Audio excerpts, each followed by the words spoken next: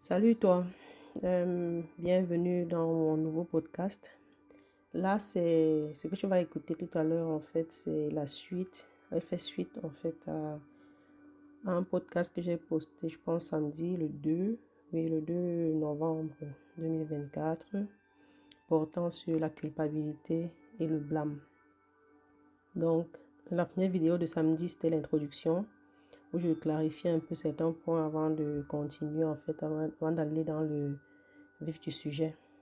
Aujourd'hui, donc, je vais partager avec toi la suite de ce podcast-là et la fin également. À la fin, reste jusqu'à la fin parce que je partage avec toi également des astuces pour lutter contre cette émotion-là, l'émotion de culpabilité avec son sentiment qui est le blâme. Donc, merci d'écouter jusqu'à la fin. Voilà, je disais, la culpabilité est une émotion ressentie lorsqu'une personne croit avoir enfreint une norme normale, une norme morale, pardon, une norme morale ou éthique. Elle peut motiver des comportements réparateurs, mais aussi conduire à l'isolement et à la dépression si elle est mal gérée. Et le blâme, quant à lui, est l'acte de reprocher à quelqu'un une faute ou un échec, ceci pouvant avoir pour conséquence la création d'un environnement toxique, nuisant aux relations interpersonnelles. Voilà, les définitions sont faites, je passe au lien entre les deux. L'interaction est l'un des liens en fait entre la culpabilité et le blâme. En ce sens que la culpabilité peut être une réponse au blâme, qu'il soit externe, c'est-à-dire venant des autres, ou bien interne, c'est-à-dire ce qu'on se fait soi-même, les blâmes qu'on se fait soi-même. Et l'autre lien, c'est le cycle négatif, dans ce sens que le blâme peut renforcer la culpabilité, créant un cycle où la personne se sent de plus en plus coupable et blâmée, ce qui peut aggraver son état émotionnel. Voilà. Bon, maintenant, je veux ramener en fait tous ces deux concepts-là, au contexte africain et afro-descendant, parce que j'en fais partie, c'est une communauté à laquelle j'appartiens. Mais je veux dire aussi à l'entame de jeu que c'est un concept qui se vit chez chaque être humain, peu importe ses origines. Donc je veux évoquer ici le concept du blâme de la victime. Ça se dit en anglais victim blaming. Et cela est défini comme étant une attitude consistant à tenir les victimes d'une agression ou d'une injustice pour responsables de ce qu'elles ont subi. Donc toi qui m'écoutes, si tu es européen, si tu es asiatique, américain ou africain, une chose est sûre, c'est que tu viens d'une lignée. Et dans celle-ci, quelqu'un ou quelqu'une, on dit quelqu'un très souvent, a connu un traumatisme. Ça peut être un traumatisme de guerre, ça peut être l'esclavage ou une violence conjugale, ou même une violence intime, c'est-à-dire, voilà, tu comprends. Ou tout autre traumatisme en fait en général. Même si tu n'en es pas conscient parce que tu ne l'as pas vécu personnellement, le sang de cette personne, de ta lignée, communément appelé ancêtre, coule dans tes veines et fait partie de ton ADN. Petite parenthèse, tu peux faire pause ici et aller regarder sur le net si tu n'es pas du corps médical ou bien si tu n'as aucune connaissance, ce que je doute très fort, de la signification de l'ADN et de sa portée en fait dans l'être humain, en fait la constitution de l'être humain. Tu comprendras que nous sommes un peu comme le répertoire, c'est-à-dire que tu es debout là, tu es comme le répertoire de toute ta lignée. Sauf qu'il y a des choses qui s'expriment et d'autres qui restent sous-jacentes. Voilà, c'était la parenthèse. Donc quand tu comprends cela, tu cesses de prendre l'autre pour un dieu ou pour un diable parce que c'est selon le degré de souffrance qu'on a enduré et qu'on endure, qu'on blesse souvent les autres. D'où la nécessité de prendre soin de ses blessures soi-même, de soigner ses traumatismes parce que personne ne connaît mieux que soi ce que l'on endure dans sa chair. Voilà, c'était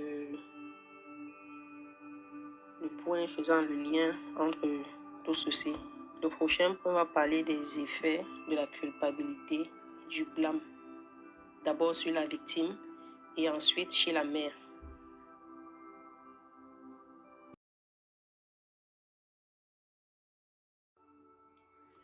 Voilà, nous revenons donc avec le point important sur les effets de la culpabilité et du blâme sur la victime. Le premier point, c'est le traumatisme psychologique. Les descendants de guerriers ou les descendants d'esclaves peuvent hériter des traumatismes de leurs ancêtres, ce qui peut se manifester par des troubles psychologiques et émotionnels. Le deuxième point porte sur la discrimination systémique. Le blâme de la victime renforce les systèmes de discrimination perpétuant l'exclusion sociale et économique. Pour illustrer ceci, je vais prendre l'exemple de l'artiste Maître Gims. Justement, l'artiste Maître Gims a sorti un nouvel album, je pense, en 2023. Le titre de l'album s'intitule Les dernières volontés de Mozart. Et dans cet album, il y a un titre, il y a une musique avec pour titre Spider. Pour ceux qui me suivent sur ma plateforme, mes plateformes en fait beaucoup plus WhatsApp, peut-être m'ont vu danser. Et j'ai posté une vidéo où je dansais sans musique, en off en fait. Il n'y avait pas de musique, c'était juste une vidéo, j'étais en train de faire des pas de danse à l'extérieur comme ça. Si vous avez peut-être vu ça au hasard comme ça, ok, bon, c'était juste l'expression, j'exprimais quelque chose, mais ça, c'est pas très important. Écoutez plutôt le titre et vous allez mieux comprendre en fait il traite un peu de ce thème-là, du système. Pour ceux qui sont étonnés que je renvoie à écouter une musique, je vais vous dire que les artistes nous parlent. Très souvent, quand une musique te plaît, il faut chercher à comprendre les paroles de ce que tu es en train, ce qui te plaît dans la musique. Et tu verras que c'est un message en fait qui est en train de te parvenir. Donc, on n'aime pas une musique pour rien. Ou bien on n'aime pas un contenu. Peut-être une vidéo, un audio, un film. Je ne sais pas moi, pour rien. Il y a toujours une raison. Donc, il faut parfois questionner ses envies. Et vous allez voir que ça apporte une solution à un problème peut-être que vous avez. C'est un secret comme ça en passant, hein, pour ceux qui ne savaient pas. Donc, ne me remerciez pas, écoutez juste la vidéo, bien du moins écoutez l'audio jusqu'à la fin. Et vous aurez comme ça plusieurs autres astuces qui vous aideront à pouvoir gérer votre quotidien de façon plus facile en fait. C'est la santé mentale. Le troisième point, parlant des effets de la culpabilité, du blâme sur la victime, il y a la santé mentale. Les effets psychosociaux des traumatismes vécus par nous ou hérités de façon transgénérationnelle peuvent entraîner des problèmes de santé mentale, tels que l'anxiété, la dépression et le stress post-traumatique. Voilà. Maintenant, tu sais, si tu as déjà souffert d'un quelconque problème de santé, soit de stress, ou bien c'est le mal du siècle actuellement, le stress, ou la dépression, ou l'anxiété, ou le burn-out. Tout ça trouve ses origines en fait dans les traumatismes qu'on a vécu. Et que chacun a vécu à son niveau, peu importe comment on appelle, en fait, le degré en fait, peu importe le degré, chacun a déjà traversé des traumatismes dans sa vie, ou bien des traumas. Et ça s'imprime dans la chair. Donc, c'était ça. Et on va aller au quatrième point qui est l'inégalité socio-économique. En raison de la discrimination et de l'exclusion, les descendants de guerriers et d'esclaves peuvent faire face à des obstacles économiques et éducatifs. Bon, je tiens aussi à faire une nuance ici en disant que la plupart du temps, nous manquons des opportunités, des occasions pouvant accroître notre bien-être économique ou bien notre bien-être éducatif parce que nous n'avons pas la bonne information. La communauté d'où je viens est très prieuse et confie beaucoup de choses entre les mains de Dieu, je suis d'accord avec moi, je veux dire, je fais pareil en fait. Je suis d'accord avec cette philosophie de vie. Parce qu'on n'a pas le contrôle sur tout dans la vie. Mais en confiant à Dieu, il faut également s'assurer. C'est-à-dire, il faut faire preuve de responsabilité quand on est un adulte. On a des responsabilités, ça, il faut les assumer, sinon on faillit à un devoir. Et la nature a horreur du vide. Si tu étudies la nature, tu comprendras que la nature n'aime pas le vide. Quand il n'y a pas, elle va remplacer par quelque chose. Donc, je suis sûre que chacun veut évoluer en fait. Chacun veut pouvoir faire des choix et des choix pour évoluer dans sa vie. Donc, pour évoluer dans une société responsable où chacun est responsable, chaque adulte est responsable de ses actes, de ses choix, on doit aussi, à notre niveau individuel, contribuer. Sinon, ça ne se fera pas tout seul. Ou sinon, comme nous sommes maintenant à l'ère de l'avancée technologique, l'intelligence artificielle, bah, mais ils feront ça également à notre place peut-être. Donc, ça me fait rire, mais vraiment, c'est sérieux. C'est sérieux. Il faudrait qu'on se responsabilise un peu plus. Sinon, la nature se débarrassera de tout ce qui la gêne. De tout ce qui la gêne, en fait. Et la vie continuera. Le monde continuera de tourner. C'est comme ça. Les civilisations qui sont passées ont aussi connu les problèmes qu'on connaît aujourd'hui. Donc, ce n'est pas nous qui n'avons pas passé. Tout ça finit par passer. On passe tous et la vie continue. Donc, tâchons de poser des actes responsables. Si on veut voir ce genre d'actes dans la société, il faut être capable soi-même de pouvoir les poser. Donc, c'est ça. Là, je parlais donc du blâme de la victime et je vais maintenant passer au phénomène qu'on appelle de nos jours le blâme de la mère.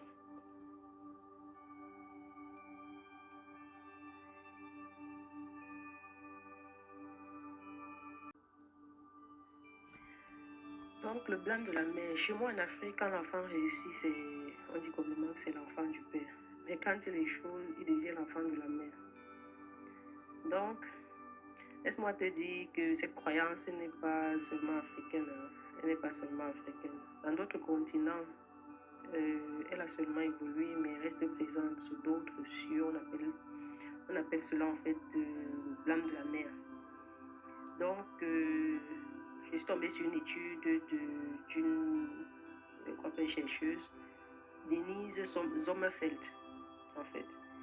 Donc, dans ses recherches, elle retrace les origines de ce phénomène.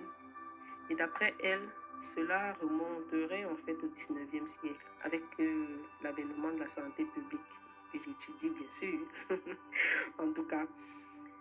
La santé publique et de ces nouvelles normes d'hygiène enseignées aux mères afin de réduire la mortalité chez les jeunes enfants.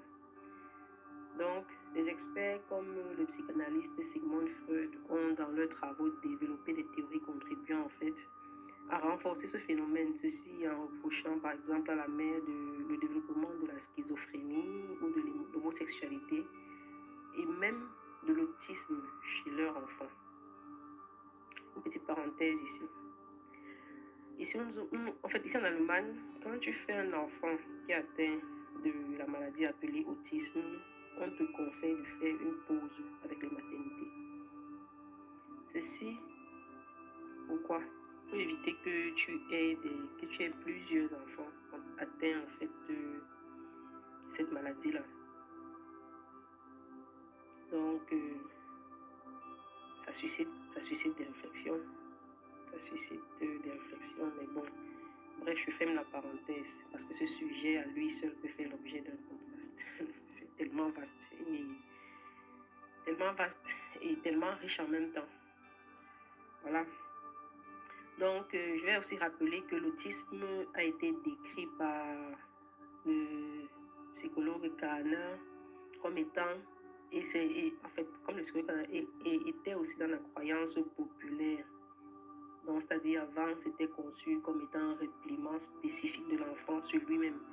l'on attribuait autrefois à un manque d'affection maternelle. Cette théorie a été popularisée dans les années 60 pour ensuite être dénoncée par des groupes de parents, des professionnels et des scientifiques. De nos jours, il est maintenant démontré que l'autisme n'est pas causé par la personnalité des parents ou par leur style parental. Mais je me demande quand même, pourquoi plusieurs mères se sentent-elles de nos jours encore coupables et se considèrent être responsables des comportements de leurs enfants ou de l'état de santé même de leurs enfants. Bon, ça c'est, je pense également qu'il n'y a pas une réponse universelle, mais que chaque parent, plus précisément chaque maman, a sa réponse. Moi, je vais juste te dire que tout ça me ramène au thème de ce podcast qui est la culpabilité et le blâme. Donc, c'est la raison pour laquelle je vais marquer ici une petite pause pour te remercier d'abord d'avoir écouté jusqu'ici. Merci. Ça me va tout droit au cœur. Et te demander aussi de rester jusqu'à la fin, car je partagerai avec toi à la fin de cette vidéo, de cet audio, ce podcast, des astuces efficaces pour gérer cette émotion, sentiment de culpabilité et blâme au quotidien.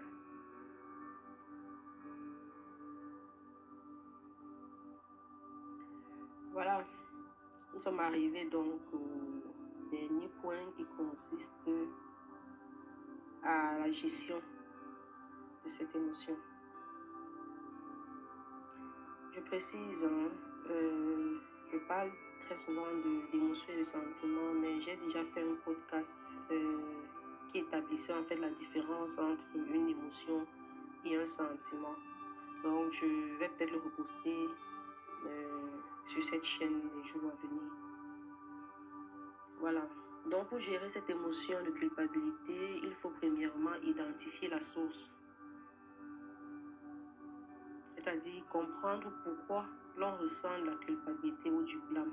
C'est essentiel. Et se demander à quoi c'est dû. Est-ce dû à une erreur passée ou à une situation hors de notre contrôle en fait.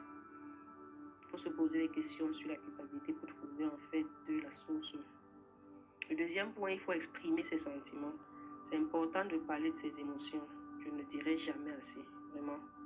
Ce qui ne s'exprime pas s'imprime et cause des maladies physiques ou des actes toxiques, c'est-à-dire des actes toxiques, des actes nocifs pour nous-mêmes et pour notre entourage. Donc, soit on parle de ses émotions à quelqu'un de confiance. Et comme quelqu'un de confiance est devenu difficile à trouver de nos jours, moi je proposerais en fait, je dirais, à défaut de trouver quelqu'un de confiance, vous pouvez écrire cela ou faire un audio dans votre téléphone sans se soucier de l'ordre d'idée, vraiment comme ça, juste en parlant comme ça vient, sans se soucier du sens que cela fait et tout, ou bien de si c'est beau à entendre ou pas, non, juste faire sortir, en fait, faire sortir cette émotion-là. Et une fois que c'est fait, on peut l'effacer, ou si c'était écrit, on peut le brûler, mais ce sera déjà sorti, et c'est ça le but, recherché. Je vous garantis que vous vous sentirez mieux en faisant cet exercice assez fréquemment. Donc n'hésitez pas. Aussi souvent que le besoin se fait sentir. Voilà. Le troisième point pour gérer cette émotion-là, c'est de faire amende honorable, c'est-à-dire essayer dans la mesure du possible de corriger ses erreurs passées. Cela peut soulager la conscience en fait. Donc si par exemple c'est quelque chose que vous pouvez acheter, vous avez gardé peut-être pour acheter, pour remplacer, le faire, il faut le faire. Mais ne pas porter des charges plus lourdes qu'on ne peut supporter, c'est-à-dire c'est quelque chose qui est très cher et que vous ne pouvez pas acheter. Vraiment, le faire c'est comme, je ne sais pas, c'est comme aggraver le problème en fait. Voilà. Donc le quatrième point, c'est redonner aux autres à travers du bénévolat ou autre alternative d'aide. C'est important de partager. comme on dit, c'est de l'abondance du cœur que, que vient toute chose en fait. Donc on a envie de partager. Donc c'est une alternative en fait pour pouvoir gérer cette émotion de culpabilité. Le cinquième point, c'est établir des limites dans les relations. Établir des limites dans ces relations. En d'autres termes, ça signifie apprendre à dire non. Donc, le blâme de la mère. Chez moi en Afrique, quand l'enfant réussit, on dit communément que c'est l'enfant du père. Mais quand il échoue, il devient l'enfant de la mère. Donc, laisse-moi te dire que cette croyance n'est pas seulement africaine. Elle n'est pas seulement africaine. Dans d'autres continents, elle a seulement évolué, mais reste présente sous d'autres cieux. On appelle cela en fait le blâme de la mère. Donc, je suis tombée sur une étude d'une chercheuse, Denise Sommerfeld, en fait. Donc, dans ses recherches, elle retrace les origines de ce phénomène. Et d'après elle, cela remonterait en fait au 19e siècle, avec l'avènement de la santé publique, que j'étudie bien sûr, en tout cas. La santé publique et de ces nouvelles normes d'hygiène enseignées aux mères afin de réduire la mortalité chez les jeunes enfants. Donc, des experts comme le psychanalyste Sigmund Freud ont dans leurs travaux développé des théories contribuant en fait à renforcer ce phénomène, ceci en reprochant par exemple à la mère le développement de la schizophrénie ou de l'homosexualité et même de l'autisme chez leur enfant.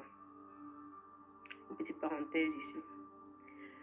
Ici en Allemagne, quand tu fais un enfant qui est atteint de la maladie appelée autisme, on te conseille de faire une pause avec les maternités. Ceci, pourquoi? Pour éviter que tu aies plusieurs enfants atteints en fait de cette maladie-là.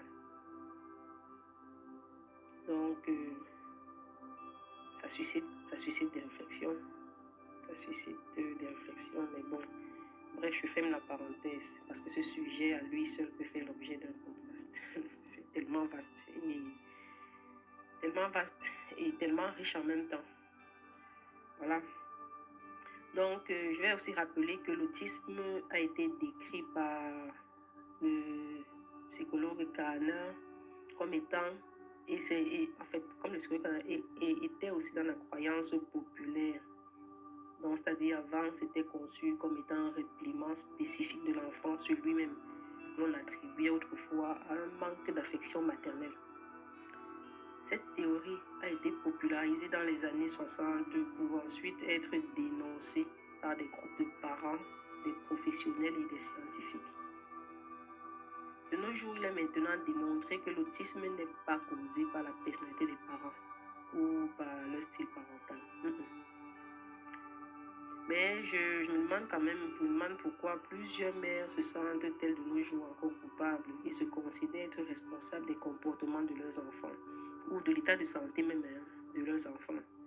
Bon, ça c'est, je pense également qu'il n'y a pas une réponse universelle, mais que chaque parent, plus précisément chaque maman, a sa réponse.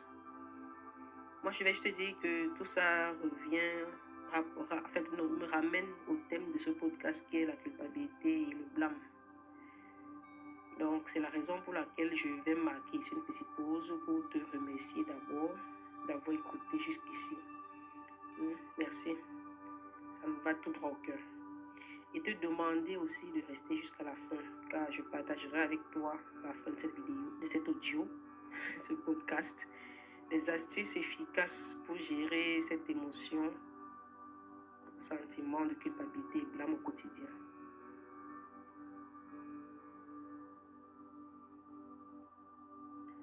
Voilà, nous sommes arrivés donc au dernier point qui consiste à la gestion de cette émotion.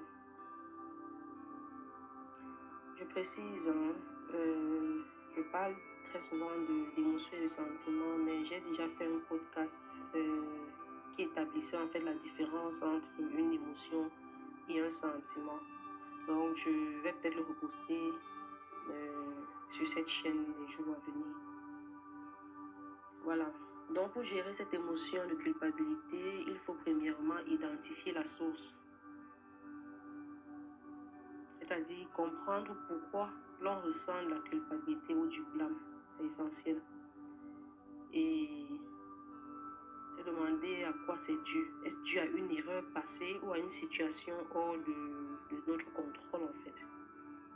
Il faut se poser des questions sur la culpabilité pour trouver en fait de la source. Le deuxième point, il faut exprimer ses sentiments. C'est important de parler de ses émotions. Je ne dirai jamais assez, vraiment. Ce qui ne s'exprime pas s'imprime et cause des maladies physiques ou des actes toxiques, c'est-à-dire des actes toxiques, des actes nocifs pour nous-mêmes et pour notre entourage. Donc, soit on parle de ses émotions à quelqu'un de confiance. Et comme quelqu'un de confiance est devenu difficile à trouver de nos jours, moi je proposerais en fait, je dirais, à défaut de trouver quelqu'un de confiance, vous pouvez écrire cela ou faire un audio dans votre téléphone sans se soucier de l'ordre d'idée, vraiment comme ça, juste en parlant comme ça vient, sans se soucier du sens que cela fait et tout, ou bien si c'est beau à entendre ou pas, non, juste faire sortir, en fait, faire sortir cette émotion-là. Et une fois que c'est fait, on peut l'effacer, ou si c'était écrit, on peut le brûler, mais ce sera déjà sorti, et c'est ça le but, recherché. Je vous garantis que vous vous sentirez mieux en faisant cet exercice assez fréquemment. Donc n'hésitez pas. Aussi souvent que le besoin se fait sentir. Voilà.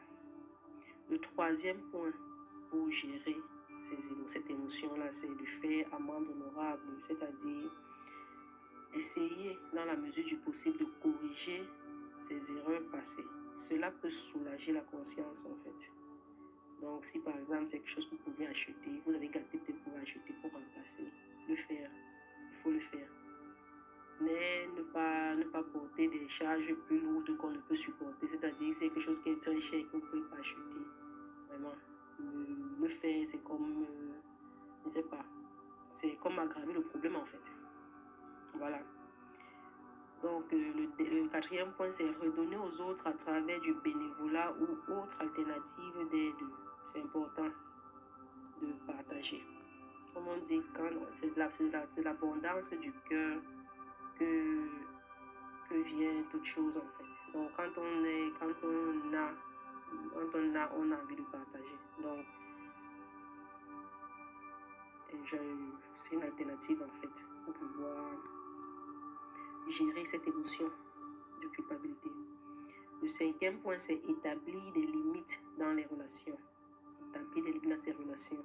En d'autres termes, ça signifie apprendre à dire non et à définir les limites claires et saines pour soi-même d'abord et dans ses relations. Ceci tout simplement pour éviter de se sentir constamment blâmé ou bien de culpabiliser pour un acte qu'on aurait posé. Donc c'est important. Le sixième point, c'est important de chercher de l'aide si malgré nos efforts, on n'y arrive pas seul. Ce n'est pas de la faiblesse, au contraire, c'est être assez mature pour connaître ses besoins et les combler de façon saine et efficace. Vraiment, j'insiste là-dessus, de façon saine et efficace, parce qu'il y a plusieurs autres façons de gérer les problèmes ou bien les émotions qu'on rencontre. Je ne vais pas citer ça ici, mais chacun peut-être a connu ça ou bien connaît ça ou bien a un entourage qui connaît ça. Tout autre moyen utilisé pour gérer sa frustration, bien sa culpabilité et tout, tant qu'elle n'est pas saine, elle ne sera pas efficace. Voilà. Mais avant de consulter, il faut bien identifier sa problématique. Ceci pour gagner temps. Pour gagner temps, comme les frères ivoiriens disent souvent. Il faut gagner temps. La vie là, hein, on n'a pas que ça à faire en fait. On n'a pas que ça à faire, il faut gagner temps. Voilà. Le septième point en fait, ceci c'est un point assez pratique en fait, à savoir utiliser ses habitudes du quotidien pour vivre le moment présent. Par exemple, je vais prendre un exemple personnel. J'ai un dessin de ma fille. Ma fille m'a fait un dessin un jour qui m'a tellement plu, qui m'a tellement touché. J'ai pris ce dessin, elle le faisait pour moi en fait, elle m'a donné. J'ai collé ce dessin-là dans mon vestiaire, en fait, dans mon lieu de service. J'ai collé ça dans mon vestiaire. Et ça me permet chaque fois de me rappeler ce moment-là. Quand je suis en train, je vais au travail, en fait, avant de me changer, j'ai ce dessin d'elle-là dans mon vestiaire. Je le regarde quelques minutes. Je reste vraiment là à regarder le dessin quelques minutes. Ça me rappelle ces émotions que j'ai vécues ce jour-là quand elle m'a donné ce dessin, quand elle m'a offert ce dessin. Elle a dessiné plusieurs autres après, mes enfants ont dessiné plusieurs, mais je précise encore, c'est quelque chose qui m'a marqué et ça me rappelle beaucoup de bons souvenirs chaque fois que je regarde ça. Donc quand j'ai une journée difficile, à la fin de la journée, avant de me changer ou bien quand je me suis changée, je reste encore quelques minutes là à regarder ce dessin-là et ça m'apporte beaucoup de confort. Et c'est une ressource dans laquelle je peux puiser à chaque fois que j'en ai besoin. Donc ça c'était à titre d'exemple pratique.